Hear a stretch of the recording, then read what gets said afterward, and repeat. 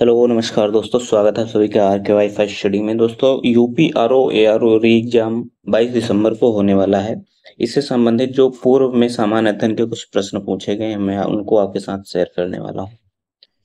ये practice set number 2 है। पहला मैंने इसमें शेयर कर चुका हूँ, उससे जाकर आप देख सकते हैं। अगर आप इन परीक्षाओं की भी तैयारी कर रहे हैं तो इनके लिए भी ये वीडियो इम्पोर्टेंट होने वाला है। दोस्तों, पहला प्रश्न है, बौद्ध धर्म में त्रिरत्न का क्या अभिप्राय है? ऑप्शंस हैं त्रिपिटक, बुद्ध, धम्म या संघ। ऑप्शन सी है शील, समाधि, संघ और ऑप्शन डी है सत्य, अहिंसा और करुणा। तो बौद्ध धर्म में त्रिरत्न का अभिप्राय है बुद्ध, धम्म और संघ। ऑप्शन नंबर बी इसका सही उत्तर हो जाएगा। बौद्ध धर्म में त्रिरत्न और त्रिपिटक का विशेष महत्व बताया गया है। त्रिपिटक में सुत्त पिटक, विनय पिटक और अभिधम्म पिटक आते हैं, जबकि त्रिरत्न में आपके बुद्ध, धम्म और संघ शामिल हैं। प्रश्न नंबर 2 है, सुभाष चंद्र बोस का राजनीतिक गुरु कौन थे? यानी सुभाष चंद्र बोस के राजनीतिक गुरु कौन थे, ये बताना है। ऑप्शंस हैं, ऑप्शन ए में दिया गया है जी के गोखले यानी गोपाल कृष्ण गोखले। ऑप्शन बी में है सी आर दास। ऑप्शन सी है बी सी पाल और ऑप्शन डी है बी जी तिलक। तो इसका सही उत्तर क्या होगा? ऑप्शन नंबर इसका बी सही उत्तर हो जाएगा, सी आर दास। सी आर दास जो थे वो सुभाष चंद्र बोस के राजनीतिक गुरु माने जाते थे।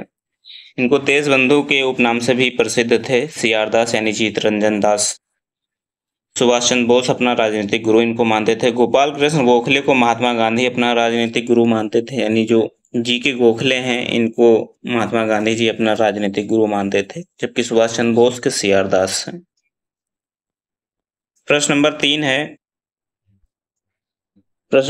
पृथ्वी की सतह का वह भाग जिस पर भूकंपीय तरंगों को सर्वप्रथम रिकॉर्ड किया जाता है उसे क्या कहते हैं? ऑप्शंस हैं भूकंप मूल, अधिकेंद्र, सिस्मोसाइट या उपरोक्त में से कोई नहीं। तो दोस्तों, पृथ्वी की सतह का वह भाग जिस पर भूकंपीय तरंगों को सर्वप्रथम रिकॉर्ड किया जाता है उसे अधिकेंद्र कहा जाता है, यानी अधिकेंद्र कहलाता है। ऑप्शन नंबर बी इसका सही उत्तर हो जाएगा। जबकि जिस जगह से भूकंप का कंपन प्रारंभ होता है उसे भूकंप मूल कहा जाता है। भूकंपीय तरंगों को सर्वप्रथम अधिकेंद्र से रिकॉर्ड किया जाता है। इसका सही उत्तर हो जाएगा ऑप्शन नंबर बी, अधिकेंद्र। प्रश्न नंबर 4 है, भारत में तटीय राज्यों की संख्या कितनी है? ऑप्शंस हैं 6, 8, 7 या फिर 9। तो इसका सही उत्तर हो जाएगा ऑप्शन नंबर डी, 9। भारत में तटीय राज्यों की संख्या 9 है। और वो राज्य कौन कौन से हैं? गुजरात, गोवा, महाराष्ट्र, केरल, कर्नाटक, तमिलनाडु, उड़ीसा, आंध्र प्रदेश और पश्चिम बंगाल। भारत में कुल तटीय राज्य और केंद्र शासित प्रदेशों की बात करें तो 13 हो जाएगी। इसमें 4 केंद्र शासित प्रदेश हैं, जैसे कि अंडमान निकोबार द्वीप समूह, लक्षद्वीप, पुडुचेरी और दादर नगर हवेली और दमन दीव। अगर केंद्र शासित प्रदेश सहित पूछता है तो 13 होते हैं, और सिर्फ राज्य पूछता है तो 9 तटीय राज्य हैं। प्रश्न नंबर 5 है, भारत में वर्ष 2011 की जनगणना के आधार पर निम्नलिखित में से किस राज्य में जनसंख्या घनत्व उच्चतम था?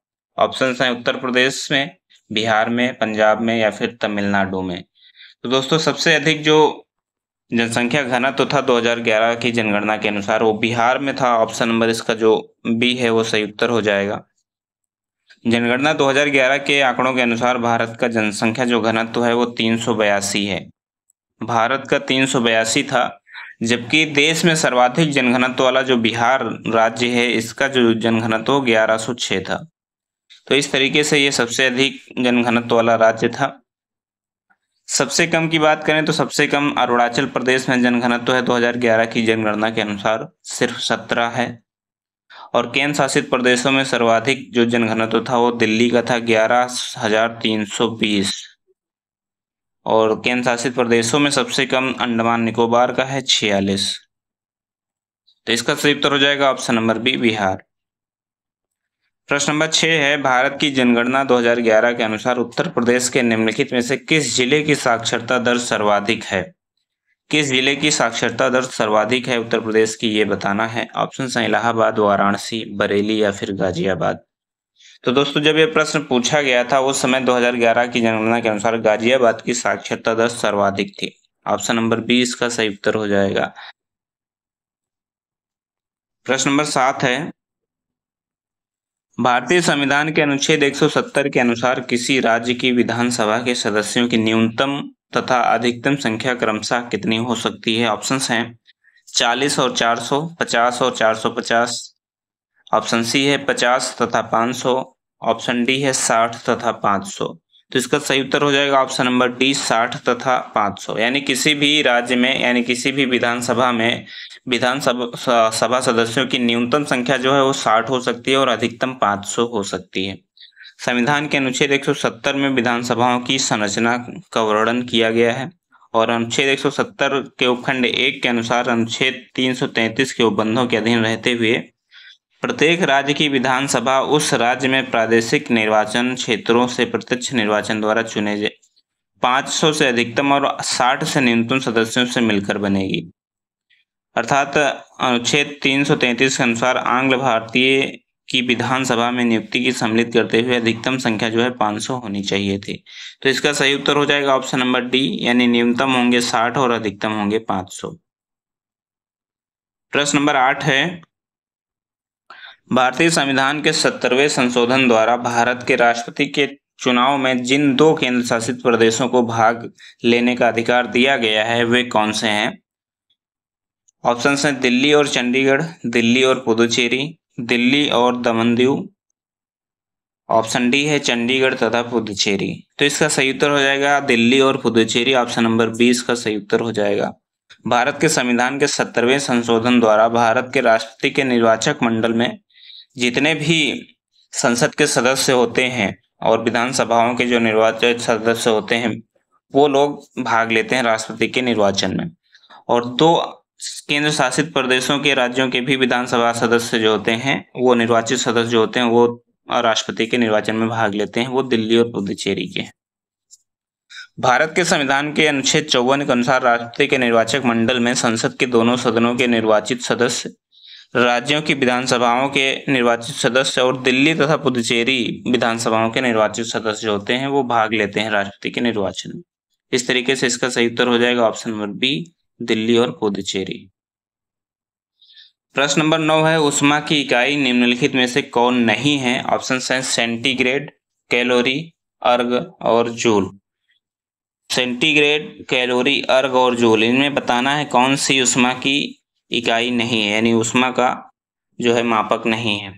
तो इसका सही उत्तर हो जाएगा option number A, centigrade. Centigrade जो है वो उष्मा की इकाई नहीं है, यह उष्मा की इकाई अर्ग होती है, उष्मा की इकाई कैलोरी होती है, जूल होती है, जबकि जो सेंटीग्रेड है ये आपका ताप का मापक है, यानी ताप की इकाई है। तो ऑप्शन नंबर ए इसका सही उत्तर हो जाएगा।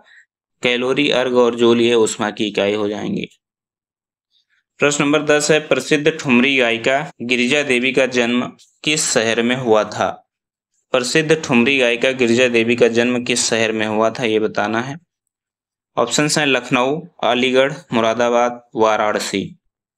दोस्तों इसका सही उत्तर हो जाएगा option number D, Varanasi. Varanasi में गिरिजा देवी का जन्म हुआ था जो कि प्रसिद्ध ठुमरी गायिका थी, बनारस घराने से संबंधित थी और इनका जो जन्म हुआ था वो 8 मई 1929 को बनारस में ही हुआ था।